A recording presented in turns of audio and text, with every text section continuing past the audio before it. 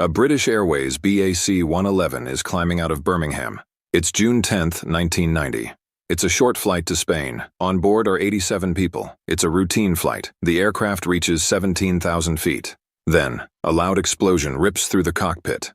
The left windshield blows out. In an instant, the cockpit decompresses. A violent rush of air tears through the flight deck, and the captain is sucked out of his seat. Half his body is forced outside the aircraft. At 17,000 feet. Now imagine you're in that cockpit. The wind is deafening. Loose objects are flying everywhere, and your captain is hanging out of the aircraft. This was British Airways Flight 5390, and the situation was almost impossible.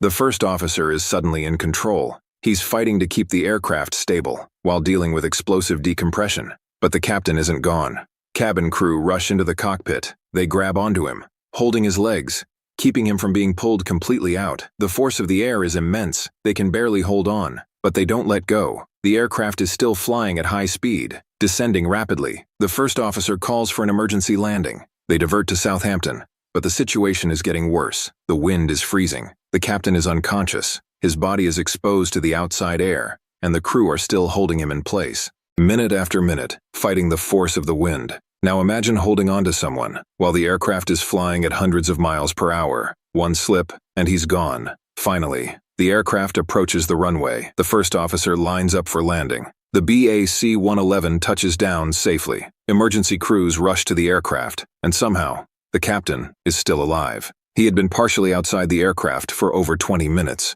exposed to freezing air and extreme wind, but he survived. Investigators later discovered the cause. The windshield hadn't failed. It had been installed incorrectly. The bolts used were the wrong size, too small to hold under pressure.